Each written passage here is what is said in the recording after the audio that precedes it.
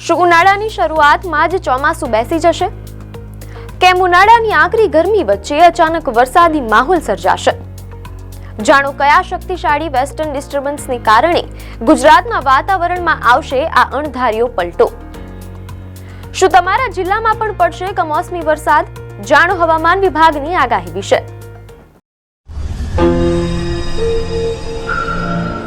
નમસ્કાર દર્શક મિત્રો, @ગુજરાતમાં આપનું સ્વાગત છે. શું ઉનાળાની શરૂઆતમાં જ ચોમાસું બેસી જશે?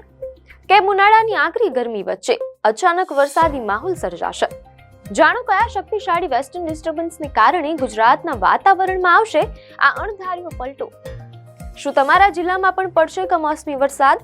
જાણો હવામાન વિભાગની આગાહી વિશે. ગુજરાતમાં હોળી અને ધૂળેટીના તહેવાર પછી સામાન્ય રીતે શિયાળાની વિદાય થતી હોય છે અને કાળઝાળ ઉનાળાનું આગમન થતું હોય છે.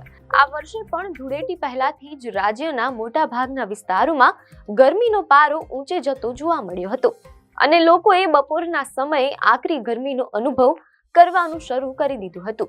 પરંતુ હવે હવામાનનો મિજાજ બદલાતો હોય તેમ લાગી રહ્યું છે. ઉનાળાની શરૂઆતમાં જ હવે ગુજરાત પર કમોસમી વરસાદ એટલે કે માવઠાનું સંકટ તોડાઈ રહ્યું છે. અહેવાલો મુજબ શનિવારથી એક શક્તિશાળી વેસ્ટર્ન ડિસ્ટર્બન્સ સક્રિય થઈ રહ્યું છે, જેની સીધી અસર ગુજરાતના હવામાન પર જોવા મળશે. આજે આપણે વિગતે વાત કરીશું કે આ સિસ્ટમ શું છે અને તમારા જિલ્લામાં વરસાદ પડશે કે નહીં. હવામાન વિભાગના તાજેતરના અહેવાલો અનુસાર શુક્રવારે ગુજરાત, સૌરાષ્ટ્ર અને કચ્છમાં હવામાન મુખ્યત્વે સૂકું રહ્યું હતું. જો કે મહત્તમ તાપમાનમાં થોડો ઘટાડો નોંધાયો છે, પણ ગરમીનો પ્રકોપ હજુ યથાવત છે. રાજકોટમાં તાપમાન 40.6 ડિગ્રી સુધી પહોંચી ગયું છે, જે બતાવે છે કે ઉનાળો આકરો બની રહ્યો છે. બીજી તરફ નલિયામાં 16.4 ડિગ્રી સાથે લઘુત્તમ તાપમાન સૌથી ઓછું નોંધાયું છે.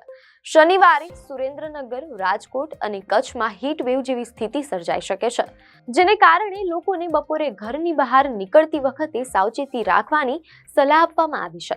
તટીય વિસ્તારોમાં ગરમ અને ભેજવાળી હવા અનુભવાશે, જે અકળામણ વધારી શકે છે. હવે પ્રશ્ન એ થાય છે કે ઉનાળામાં વરસાદ કેમ?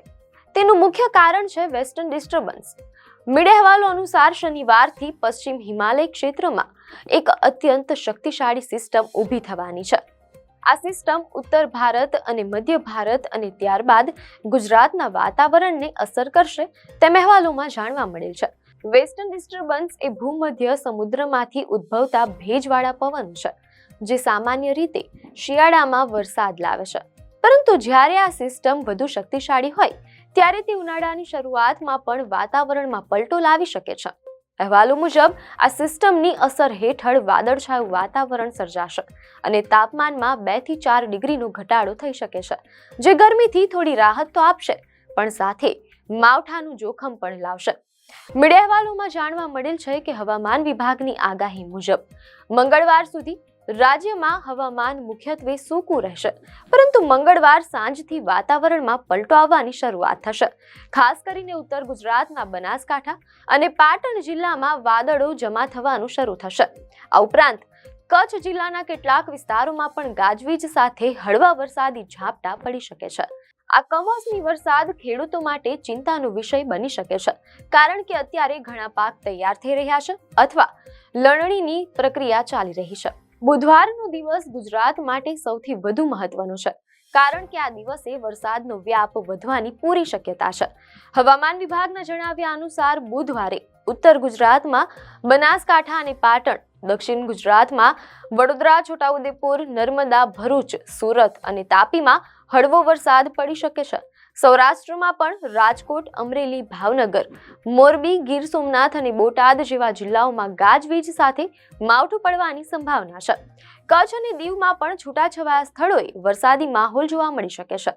આ વિસ્તારોમાં પવનની ગતિમાં પણ વધારો અનુભવાશે. જ્યારે પણ માવઠું પડે છે ત્યારે સૌથી વધુ ચિંતા ખેડૂતોને થતી હોય છે.